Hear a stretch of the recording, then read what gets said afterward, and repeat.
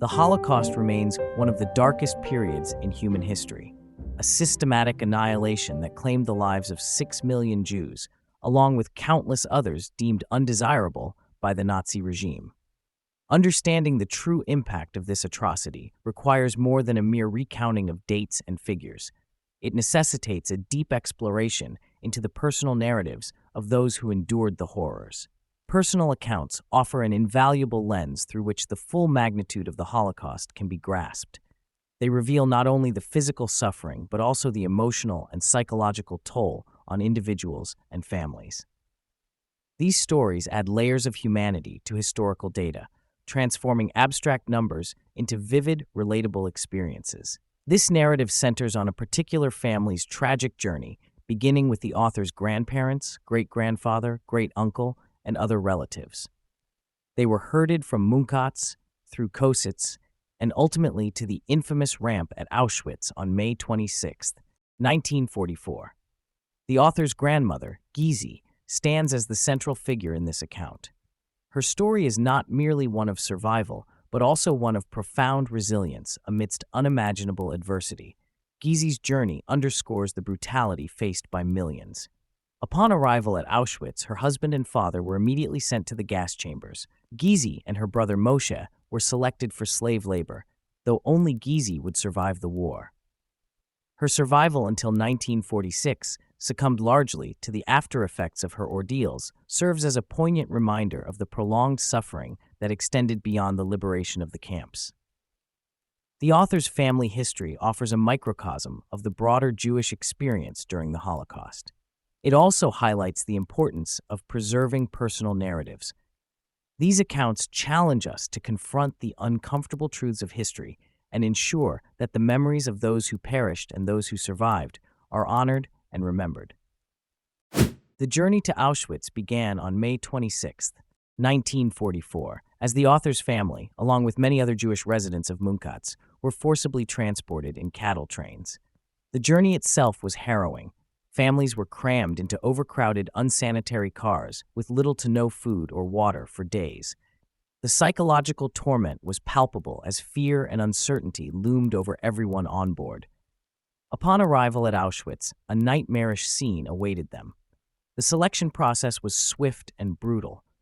SS officers, often with a mere flick of the wrist, decided the fates of those who had endured the torturous journey. Men were separated from women and children. The elderly and those deemed unfit for labor were immediately directed to the gas chambers. The able-bodied were chosen for slave labor, a fate that promised a prolonged struggle for survival under inhumane conditions. The author's grandfather and great-grandfather were among those sent to their deaths shortly after arrival. This heart-wrenching reality is underscored by the only existing photographs of Jews from a nearby town, taken just one day before the author's family arrived. These haunting images capture women waiting with their children, unaware that they were about to be led to the gas chambers. Another photograph shows women with shaven heads, clad in prison clothes, having been selected for labor. The selection process was a methodical and ruthless system designed to maximize the exploitation and extermination of the Jewish population. Gizi and her brother Moshe were selected for labor, Moshe as a locksmith. The conditions they faced were grueling, yet Gizi's resilience allowed her to endure, even as many around her perished from the unimaginable hardships. This segment of the narrative serves as a stark reminder of the sheer brutality faced by millions. It also emphasizes the importance of personal stories like Gizi's in preserving the memory of those who suffered and perished, ensuring that the horrors of the Holocaust are never forgotten. Gizi's experience in the concentration camps is a testament to the extreme cruelty and dehumanization inflicted upon prisoners. After surviving the initial selection at Auschwitz, she was subjected to a harrowing existence characterized by relentless labor, starvation, and constant fear. In Auschwitz, daily life was a brutal routine. Prisoners were awakened before dawn, often with violent force, and herded into roll calls that could last for hours in any weather. Food was scarce and nutritionally inadequate, consisting mainly of watery soup and a small piece of bread.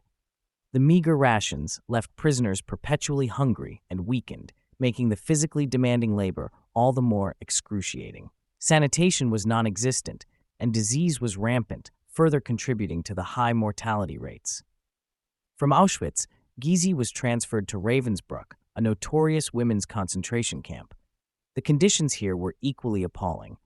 Ravensbruck was infamous for its overcrowded barracks, insufficient food, and the brutal treatment meted out by guards. Prisoners were forced into labor that ranged from construction work to manufacturing military supplies. Every day was a struggle for survival, with many prisoners succumbing to the harsh conditions. Gizi's final transfer was to the Beendorf subcamp of Neuengamme, where she worked in an underground salt mine converted into a munitions factory. The daily routine was grueling, a 12-hour work shift in the mine, followed by a long walk back to the barracks. The work was physically demanding and dangerous, with little regard for the safety or well-being of the laborers. The psychological toll was immense, as the constant threat of death and the dehumanizing treatment wore down the prisoners' spirits. Despite the extreme hardships, Gizi's resilience and determination allowed her to survive where many others did not. Her time in Beendorf was particularly brutal, as evidenced by her later accounts of the dire conditions and the severe mistreatment she endured. The lack of adequate food, rest, and medical care left prisoners in a state of perpetual exhaustion and illness. Estimating the death rates in these camps has been a subject of considerable debate among historians. Some argue that the official records, often incomplete or falsified, underestimate the true number of deaths. For example, the SS had an incentive to underreport deaths to continue receiving payments for laborers who were no longer alive.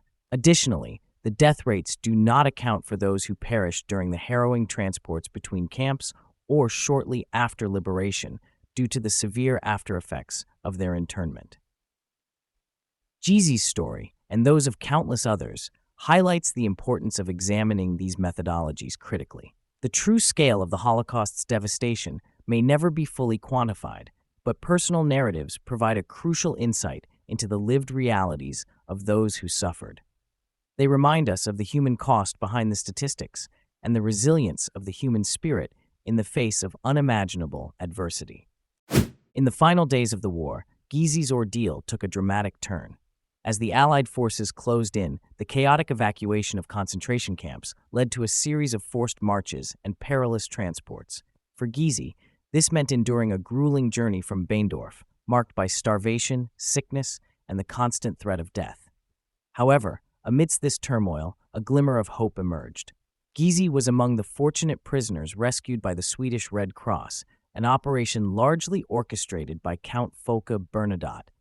These efforts, involving negotiations with Nazi officials, were aimed at saving as many lives as possible during the war's final collapse.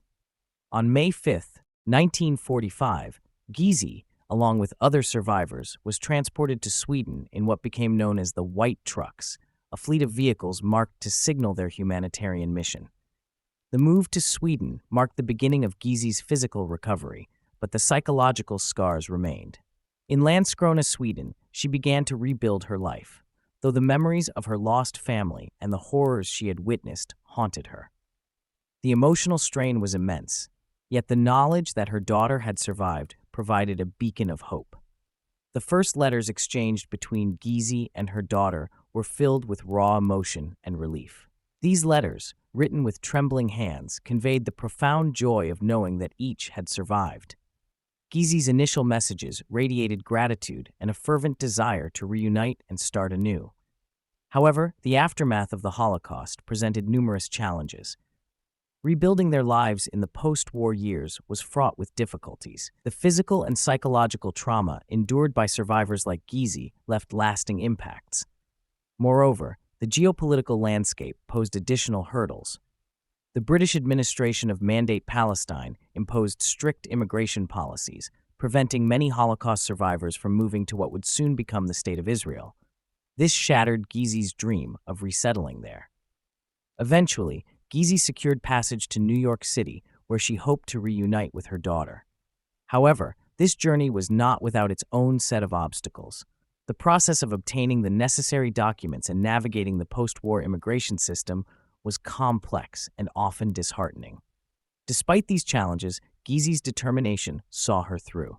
On December 11th, 1946, Gizi's daughter arrived in New York, only to be met with the heartbreaking news that her mother had passed away the previous week. Despite surviving the camps and the arduous journey to freedom, Gizi's health had deteriorated rapidly, succumbing to the cumulative effects of her wartime experiences. This tragic twist underscored the cruel reality faced by many Holocaust survivors. Even after liberation, the lingering effects of the physical and psychological trauma claimed many lives. Gizi's story, marked by both remarkable resilience and profound loss, encapsulates the broader struggle of Holocaust survivors to rebuild their lives in the shadow of unimaginable suffering. The family's journey from the horrors of Auschwitz to the streets of New York illustrates the broader narrative of survival, loss, and the quest for a new beginning. It serves as a poignant reminder of the resilience of the human spirit and the enduring impact of the Holocaust on subsequent generations. The legacy of Gizi's survival extends far beyond her lifetime, weaving a complex tapestry of memory, resilience, and historical significance that resonates through the generations of her family. The profound impact of her experiences during the Holocaust has left an indelible mark on the author and their family, shaping their understanding of identity, history, and the importance of remembrance. For the author, Gizi's story is not merely a chapter of family history, but a crucial link to the past that informs their present. The tales of her endurance, the sacrifices she made, and the loss she endured serve as a poignant reminder of the strength required to survive such an atrocity. These narratives have been passed down, ensuring that the lessons of the Holocaust are never forgotten. They offer a personal connection to the broader historical events, making the abstract horrors of genocide tangible and relatable. The broader implications of Holocaust historiography are also significant. Scholars continue to debate the accuracy of death tolls and the treatment of survivors. Methodologies for estimating the number of victims often face scrutiny, with some arguing that official records underestimate the true scale of the tragedy. The complexities of these debates highlight the challenges in documenting and understanding the full scope of the Holocaust. They also underscore the importance of personal testimonies in filling the gaps left by incomplete or inaccurate records. Gizi's story, along with those of countless other survivors, plays a critical role in this historiographical landscape. Personal narratives provide a human face to the statistics, offering insights into the lived experiences of those who endured the Holocaust. They challenge us to confront the realities of history, not just through numbers, but through the voices of those who lived it. These accounts are invaluable in preserving the memory of the Holocaust and ensuring its lessons are passed on to future generations.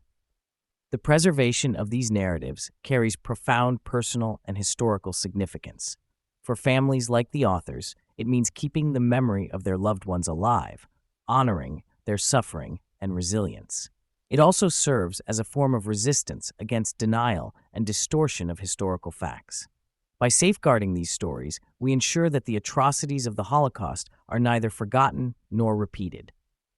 The lasting impact of Gizi's experiences is a testament to the enduring power of memory and the resilience of the human spirit.